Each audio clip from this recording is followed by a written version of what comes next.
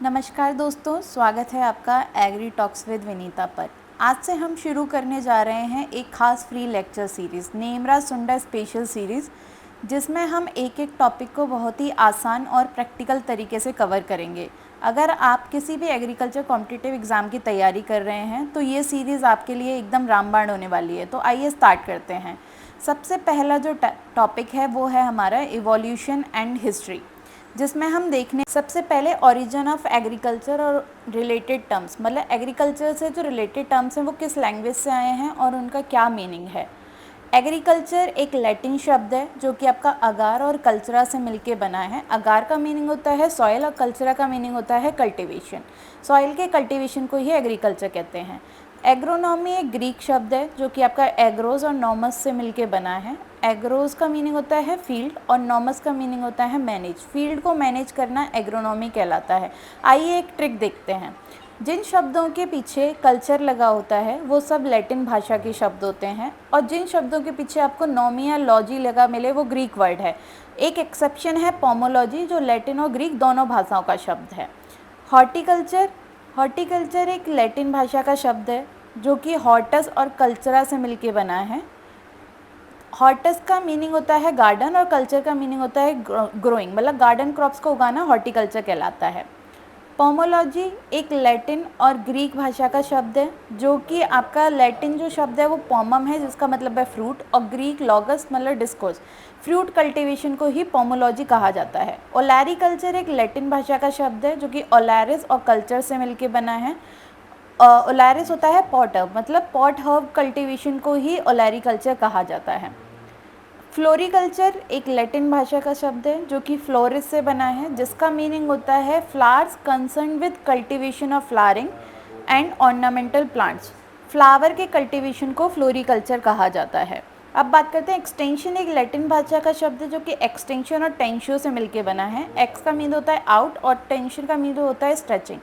Out stretching मतलब किसी भी इंफॉर्मेशन को फैलाना एक्सटेंशन कहलाता है। जैसे आपके जितने भी इनोवेटिव आइडियाज़ होते हैं उन सबको जितने ज़्यादा लोगों तक बताया जा सके वो काम एक्सटेंशन में आता है। सॉइल सॉइल एक लैटिन भाषा का शब्द है जिसका मीन होता है सोलम, जिसका ग्राउंड और फ्लोर ऑफ अर्थ क्लास मतलब अपर लेयर ऑफ अर्थ को सॉइल कहते हैं। मॉनसून एक अरेबिक भाषा का शब्द है जो कि मौसम से लिया है, जिसका मीनिंग होता है सीजन।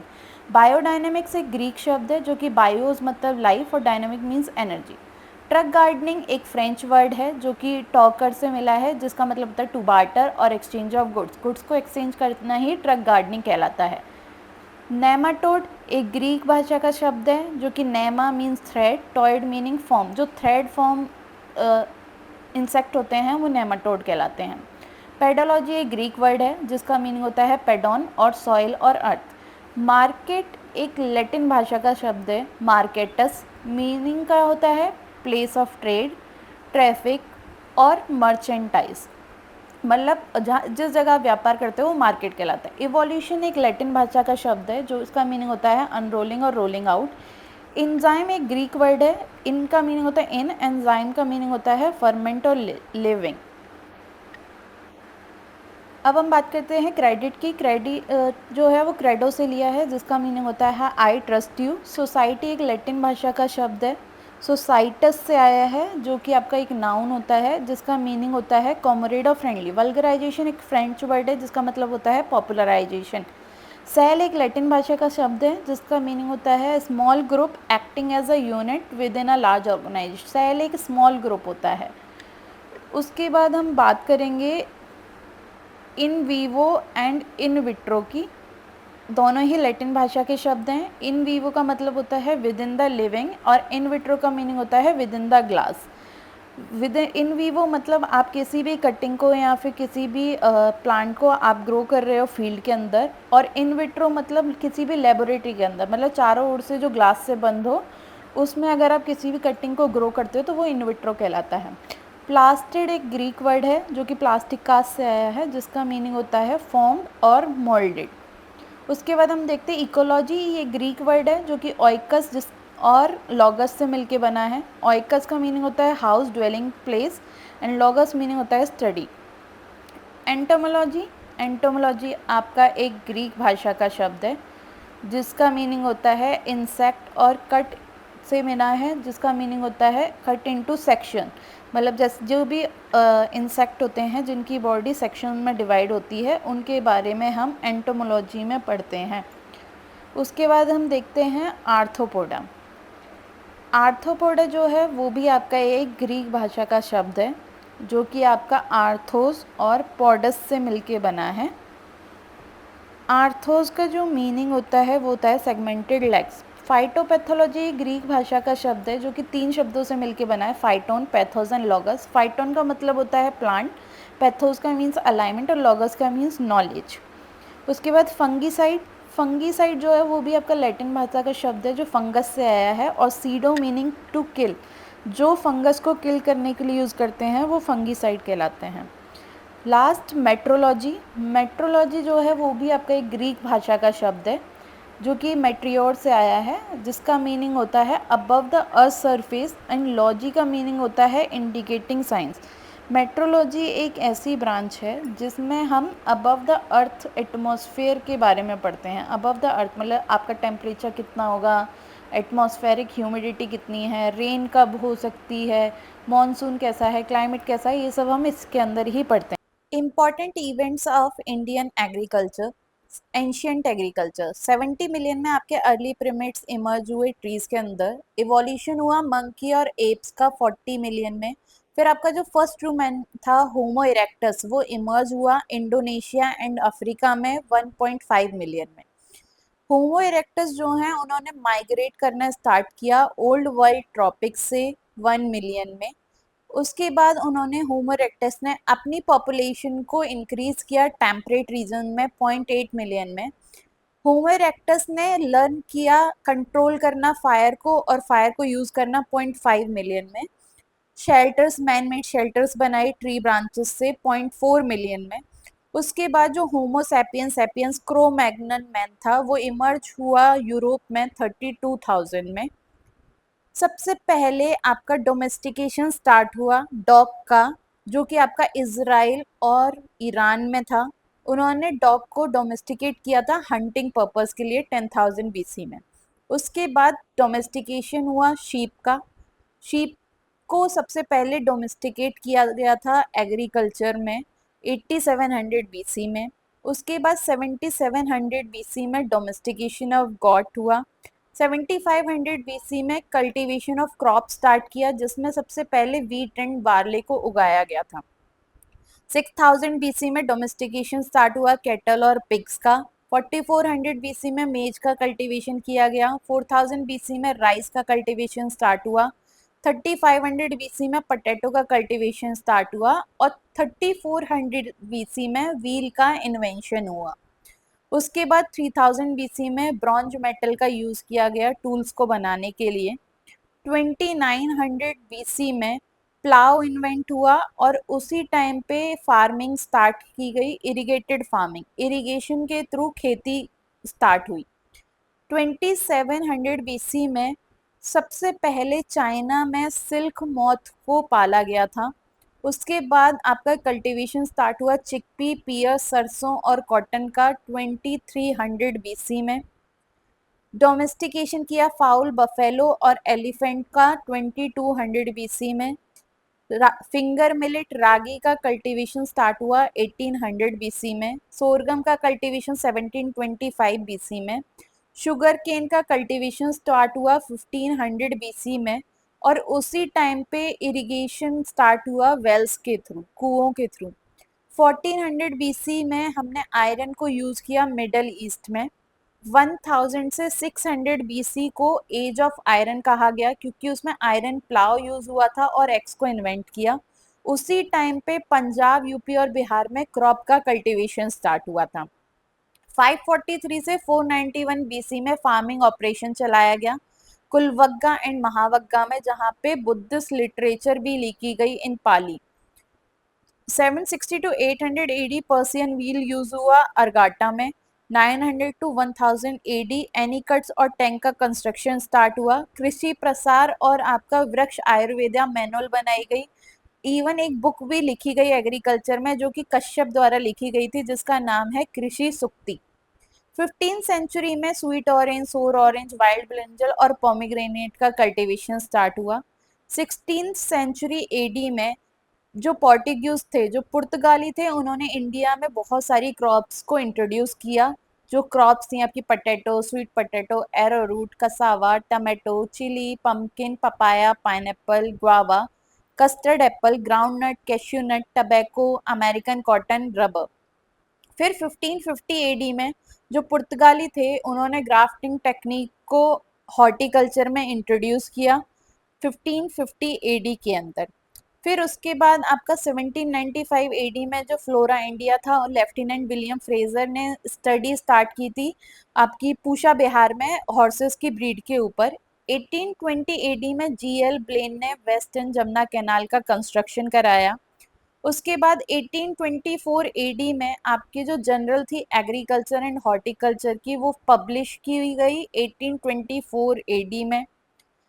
फिर फेमाइन आई 1845 एडी में, जो कि आपकी एक पटेटो की बीमारी है, लेट ब्लाइट ऑफ पटेटो की वजह से थी।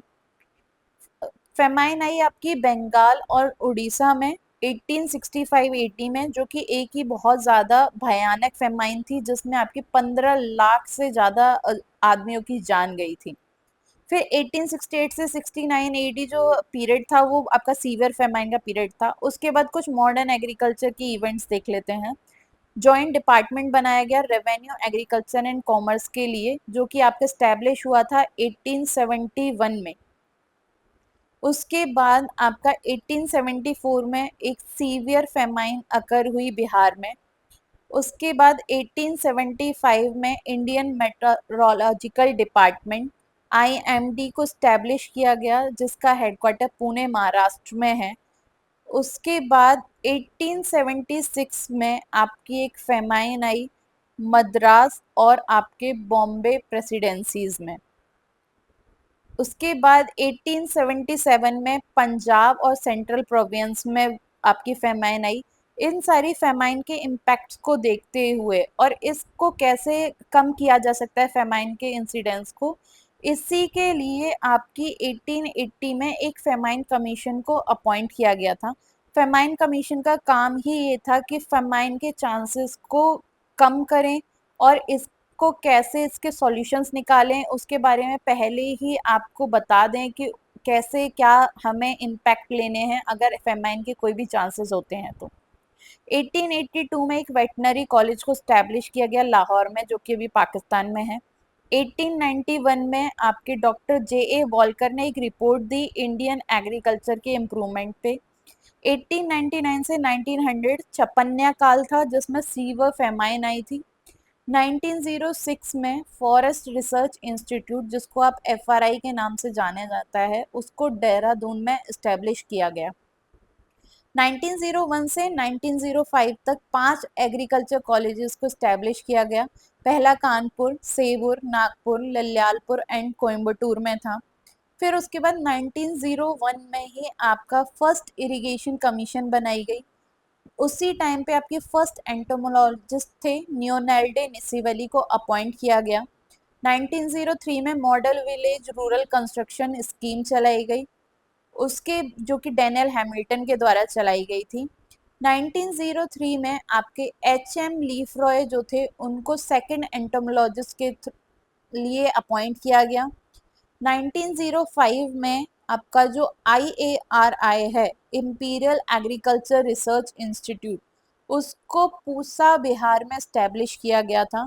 लेकिन उस टाइम एक 1934 में एक सीवियर अर्थक्वेक और फ्लड की वजह से उसकी जो बिल्डिंग थी वो डैमेज हो गई थी, जिसकी वजह से इसको शिफ्ट किया गया न्यू दिल्ली इन 1936। उसके बाद आपका 1919 में एक कॉन्स्टिट्यूशनल रिफॉर्म बना, जिसके अंदर एग्रीकल्चर को एज अ स्टेट सब्जेक्ट बताया गया। 1920 में आपका एक गुड़गांव प्रोजेक्ट चलाया गया एफएल ब्रेन के द्वारा, इसका जो मोटिव था वो यही था कि जितने भी फार्मर्स हैं, जितने भी रूरल एरिया में लोग रह रहे हैं, उनका कैसे हेल्थ को डेवलप किया जाए, हेल्थ इश्यूज को उनके को ओवरकम किया जाए, कैसे उनकी इकोनॉमिक जो लाइफ है उसको इंक्रीज किया जाए, इकोनॉमिक वैल्यू बढ़ाई जाए। उसके बाद 1921 में आपका श्री निकेतन प्रोजेक्ट चलाया गया रविन्द्रनाथ टैगोर के द्वारा, सेम मोटिव के साथ था। 1921 में मैराथन डैम प्रोजेक्ट चलाया स्पेंसर हैच के द्वारा। उनका भी मोटिव यही था कि सारी आर्थिक और उनकी मानसिक और उनकी हेल्थ को सबको अच्छा कैसे किया जाए, उसको कैसे सुधारा जाए, इन सब के लिए उस पे मोस्ट मोटिव यही था उनका, मेन फोकस किया गया। फिर उसके बाद आपका 1921 में ही एक सेवाग्राम प्रोजेक्ट चलाया गया महात्मा गांधी के द्वारा, आदर्श सेवा संघ, जो कि ग्वालियर में चलाया गया था। इसका जो मेन मोटिव था ये था कि जितना भी खादी यूज था, खादी का जो यूज है उसको इंक्रीज करना, खादी के कपड़ों का आपको प्रचार करना, उसका प्रसार करना और उसको बहुत ज़्यादा लोगों तक पहुंचाना। उसके बाद आपका 1926 में एक रॉयल कमीशन ऑन एग्रीकल्चर को अपॉइंट किया गया, जो कि लॉर्ड लिलिंथगो के द्वारा हेड की गई थी। फिर उसके बाद 1928 में जो रॉयल कमीशन बनाई गई थी उसने अपनी रिपोर्ट को सबमिट किया 1928 में। उसी रिपोर्ट के मुताबिक 1929 में एक आईसीएआर को स्टैब्लिश किया गया नई दिल्ली में, जिसको Indian council of agriculture research के नाम से जानते हैं। 1931 में लाक कमेटी बनाई गई और 1936 में जूट कमेटी। 1940 में जो मंथली मैगजीन है इंडियन फार्मिंग, उसका स्टैब्लिशमेंट स्टार्ट हुआ, जो कि Indian imperial council of agriculture research ICAR जो नई दिल्ली में वो निकालता है। 1942 में एक डिपार्टमेंट बनाया गया फूड का। 1942 में ग्रो मोर फूड कैंपेन चलाया गया, जिसका मोटिव था ज़्यादा से ज़्यादा फूड को उगाना, लेकिन ये फेल हो गया था, जिसकी वजह से उसको 1947 में दोबारा से चलाया गया। 1943 में ग्रेट बंगाल फेमाइन आई थी, जो कि आपकी एक राइस की बीमारी है हेलमिंथोस्पोरियम ओराजाई, उसकी वजह से थी। उसके बाद आपका 1944 में एक सेंट्रल शुगर केन कमेटी बनाई गई। 1945 में आपकी एक सेंट्रल कोकोनट कमेटी बनाई गई और उसी टाइम पे आपकी एक सेंट्रल टबैको कमेटी भी बनाई गई थी। 1945 में आपकी एक इंडियन विलेज सर्विस स्टैब्लिश की गई, जो कि एटी मॉशर और बीएन गुप्ता के द्वारा थी। 1946 में आपका directorate of plant protection, quarantine and storage department बनाया गया, जिसका हेडक्वार्टर फरीदाबाद में है। 1946 में ही सेंट्रल राइस रिसर्च इंस्टीट्यूट बनाया गया, जो कि आपका कुटक उड़ीसा में है। 1946 से 1947 तक एक फिरका डेवलपमेंट ऑफ मद्रास चला, जो कि आपका स्टार्ट किया था टी प्रकाशन और डी थारोगढ़ ने। उसके बाद आपकी 1947 में जिस टाइम फिरका डेवलपमेंट ऑफ मद्रास चल रहा था, उसी टाइम पे आपकी एक Indian central oil seed committee बनाई गई थी। फिर जनवरी 1948 में आपका गेट बनाया गया, general agreement on tariffs and trade. उसी टाइम पे आपका 1948 में इटावा पायलट प्रोजेक्ट चलाया गया, जो कि एल्बर्ट मेयर के द्वारा चलाया गया था। 1949 में आपकी अर्कानेट कमेटी बनाई गई। फिर उसके बाद आपका 2 अक्टूबर 1952 में आपका एक कम्युनिटी डेवलपमेंट प्रोग्राम लॉन्च किया। कम्युनिटी डेवलपमेंट प्रोग्राम जो था उसका मेन मोटिव ये था कि होल कम्युनिटी का डेवलपमेंट, जितनी भी कम्युनिटी है उसको हम कैसे डेवलप कर सकते हैं, उसमें क्या क्या परेशानियां आ रही हैं जिनके लिए हम सॉल्यूशन दे सकते हैं, जिससे पूरी की पूरी कम्युनिटी का डेवलपमेंट हो, कुछ लोगों का नहीं। इसीलिए कम्युनिटी डेवलपमेंट प्रोग्राम को बनाया गया था, जो कि आपका 2 अक्टूबर 1952 में लॉन्च किया गया। उसके बाद 2 अक्टूबर 1953 में नेशनल एक्सटेंशन सर्विस को स्टार्ट किया गया था। इसका मोटिव यही था कि जो कम्युनिटी डेवलपमेंट प्रोग्राम बनाया गया था उसको ज़्यादा से ज़्यादा लोगों तक पहुंचाया जा सके। 1956 में आपका एक project intensification on regional research on cotton, oil and seeds and millets बनाया गया। 1957 में ऑल इंडिया कोऑर्डिनेट मेज इम्प्रूवमेंट प्रोजेक्ट चलाया गया। सबसे पहले जो AICRP था वो आपका मेज के लिए चला था 1957 में। 1958 में डीम्ड यूनिवर्सिटी का दर्जा मिला IARI को। 1958 में ही स्पाइसेस एंड कैश्यूनट कमेटी बनाई गई। अक्टूबर 1958 में नफेड बनाया गया, national agriculture cooperative marketing federation. 2 अक्टूबर 1959 पंचायती राज, जो कि एक डेमोक्रेटिक डिसेंट्रलाइजेशन सिस्टम है, 3 टायर सिस्टम है, जिसको बलवंत राय मेहता के रिकमेंडेशन पे बनाया गया था। इसको इनॉग्रेट किया जवाहरलाल नेहरू ने 2 अक्टूबर 1959 में नागौर डिस्ट्रिक्ट ऑफ राजस्थान में।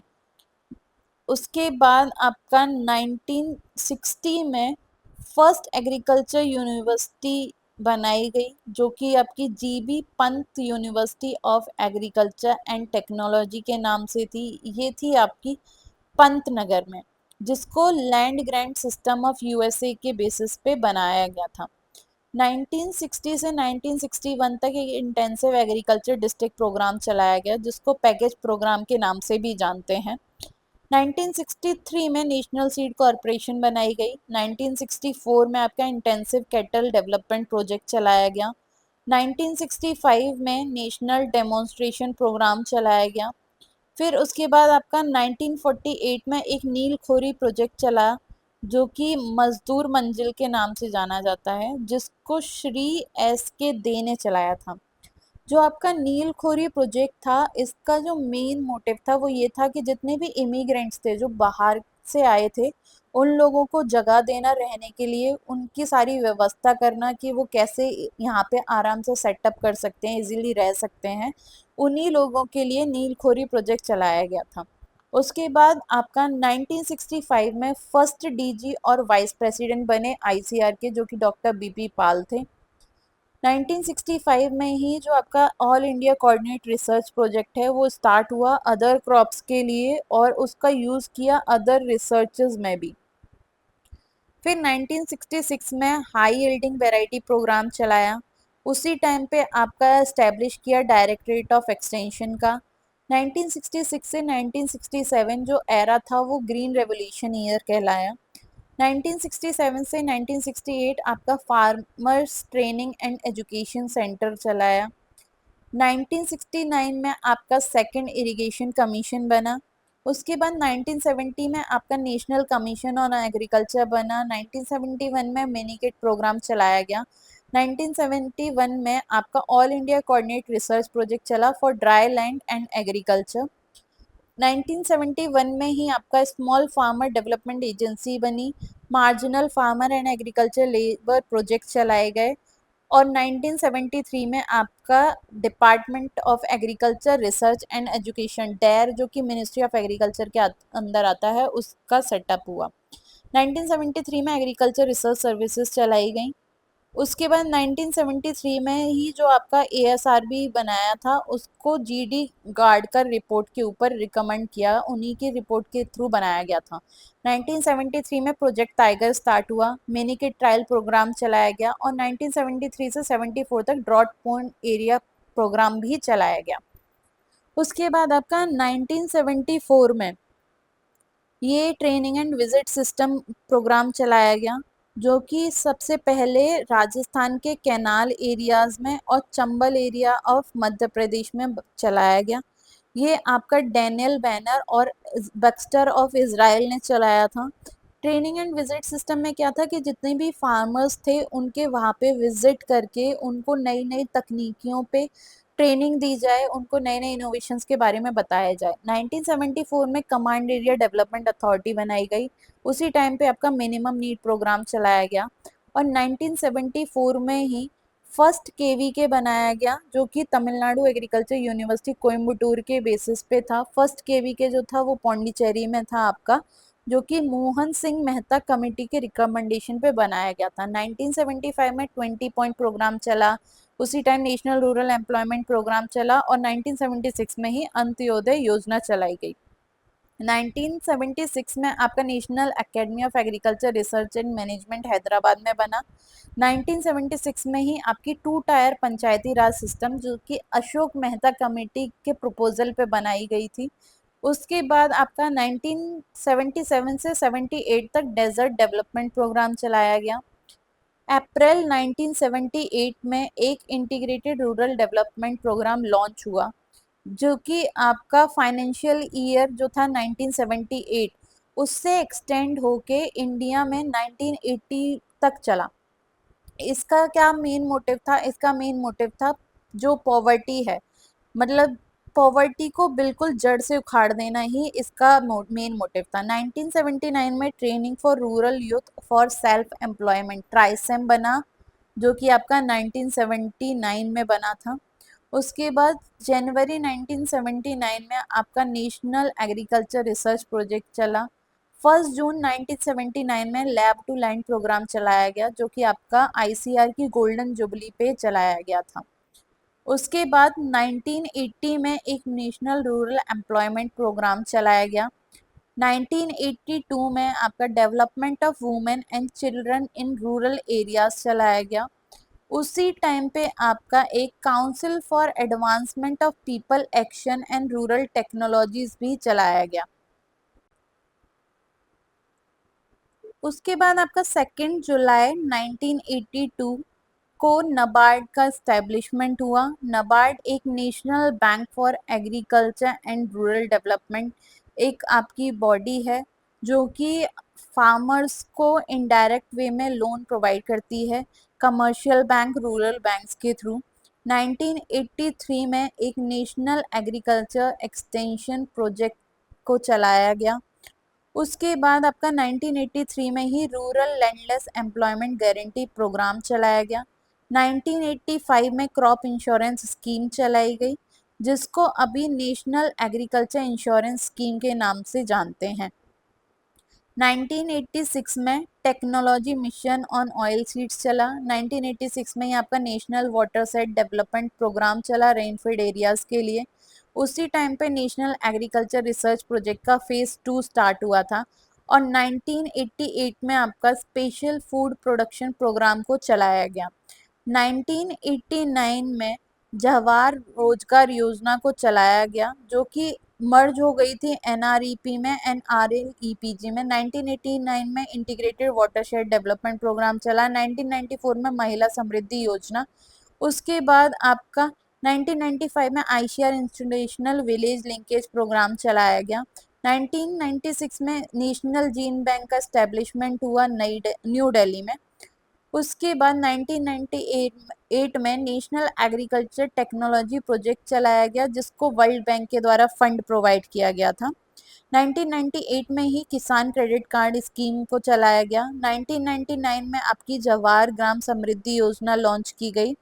1999 में ही आपका स्वर्ण जयंती ग्राम स्वरोजगार योजना को चलाया गया, जो कि आपका आईआरडीपी, ट्राइसेम, द्वारका सित्रा, जीकेवाई एंड एमएसडब्ल्यू को मर्ज कर दिया गया, जिसको भी नेशनल रूरल लाइवलीहुड मिशन के नाम से जाना जाता है। उसके बाद राबी 1919 में नेशनल एग्रीकल्चर इंश्योरेंस स्कीम चलाई गई। दिसंबर 2000 में अंत्योदय अन्न योजना को चलाया गया। उसी टाइम पे प्रधानमंत्री ग्राम सड़क योजना और संपूर्णम ग्रामीण रोजगार योजना को चलाया गया। अप्रैल 2004 में आपकी 4 स्कीम्स थी, ओपीपी, ओपीडीपी, एनपीडीपी एंड एएमडीपी को सेंट्रलाइज्ड स्पॉन्सर स्कीम में मर्ज कर दिया गया, जो कि integrated scheme of oil seeds, pulses, oil palm and मेज के नाम से जानी गई। उसके बाद आपका 2004 में national food for work programme चलाया गया। 2004 में ही आपका नेशनल एग्रीकल्चरल साइंस कॉम्प्लेक्स नई दिल्ली में इनॉग्रेट हुआ। मरीन फिशिंग पॉलिसी चलाई गई और उसी टाइम पे आपकी एक नेशनल कमीशन बनाई गई फार्मर्स के लिए, जो कि आपकी एमएस स्वामीनाथन के चेयरमैनशिप के अंदर बनाई गई थी 18 नवंबर 2004 में। मई 2005 में नेशनल हॉर्टिकल्चर मिशन चलाया गया और 2005 से 2006 में एक बिजनेस प्लान को क्रिएट किया गया, जिसके अंदर rural infrastructure, irrigation projects, irrigation roads और housing, water supply and electricity supply, इन सब पे ध्यान दिया जाएगा। उसके बाद आपका 2006 में एक NAIP national agriculture innovation project को लॉन्च किया गया, जिसको वर्ल्ड बैंक के द्वारा फाइनेंशियल सपोर्ट प्रोवाइड किया गया।